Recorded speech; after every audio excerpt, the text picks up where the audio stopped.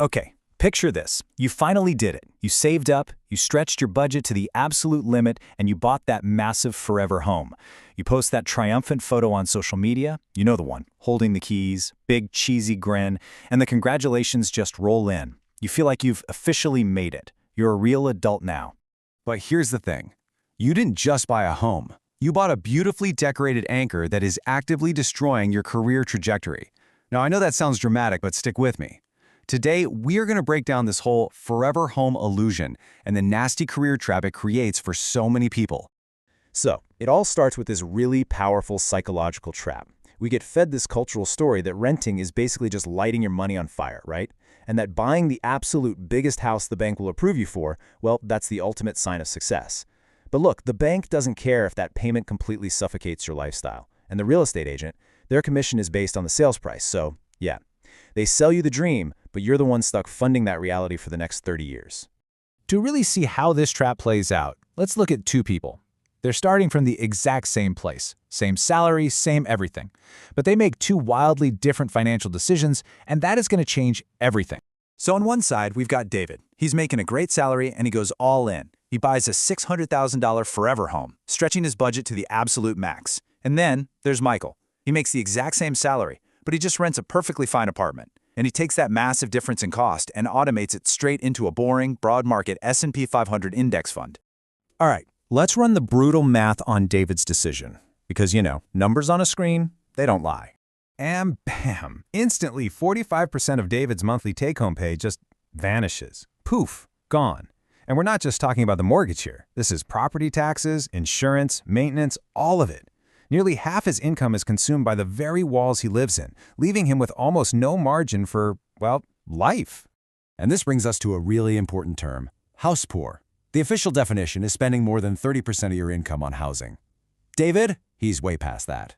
David isn't just house poor, he's house broke. He has no buffer, no room for savings, for investing, or for when the water heater inevitably decides to explode. And here is the killer opportunity cost. David has locked up all of his capital in a house, an asset that historically returns maybe 3.5 to 5.5% a year. Meanwhile, the S&P 500, where Michael is putting all his extra cash, returns about 10% over the long run. So David is paying a massive premium to be in the lower returning asset. It's wild when you think about it. So let's fast forward 5 years. A huge, life-changing career opportunity opens up. It's available to both of them. And this is the moment. This is where those very different financial choices get put to the ultimate test. The job is a VP role in another state. We're talking a $40,000 raise right off the bat, plus valuable company equity. This isn't just a small step up. This is a launch pad. This is the kind of opportunity that can change the entire trajectory of your career. Michael doesn't even think twice. Why? Because he's renting, he's mobile, he can break his lease, pack up his stuff, and go. He takes the job, and his income and his net worth just skyrocket. He had the freedom, the flexibility to say yes immediately. Now, David desperately wants this job too. He knows it's the right move. He can feel it. So why is he completely, totally, mathematically trapped? The answer, my friends, lies in this ugly number. Every single time you sell a house, you lose somewhere between 8 and 15% of its value. This is the hidden financial penalty for leaving, and it is a killer. These are called friction costs, and it's all the little fees that just bleed you dry when you sell. You've got agent commissions, closing costs, inspection fees, staging, repairs, moving expenses. I mean, the list just goes on and on and on.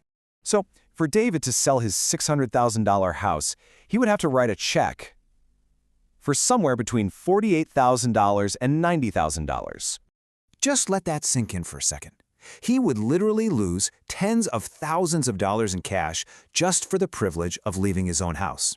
And because he's house poor, guess what? He doesn't have that cash. He can't afford to sell the house that he already can't really afford to keep. He is trapped. And this right here shows the long-term damage. After just 5 years, look at this. David has barely any equity, he has no cash buffer, and his career has flatlined. Michael, on the other hand, has a huge investment account, a big savings cushion, and a skyrocketing income. David's forever home didn't just cost him a mortgage payment, it literally cost him hundreds of thousands of dollars in lost lifetime earnings. So what do you do? What's the antidote to this whole trap? How do you avoid David's fate? Well, it requires a complete shift in how you think about housing and about what wealth really is. I want you to burn this into your brain. In your early career, your 20s and 30s, your greatest financial asset is not a house, it's your mobility. It's your ability to pivot, to chase a better salary, to relocate for a massive opportunity without having to ask a bank for permission. That freedom is worth more than equity. So the solution is pretty simple, actually. You have to treat housing as a tool, not as the final destination. If you do decide to buy way, way below what the bank says you can afford.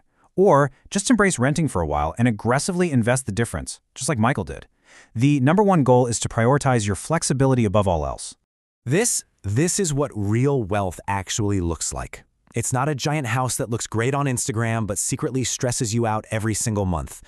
Real wealth is invisible. It's the freedom to direct your own life, to take big career risks, and to move wherever opportunity is calling you, all because you've got money quietly compounding for you in the background. So I'll leave you with this one question. Take a good, hard look at your biggest asset. Is your home truly building your future, or is it a beautiful anchor trapping you right where you are?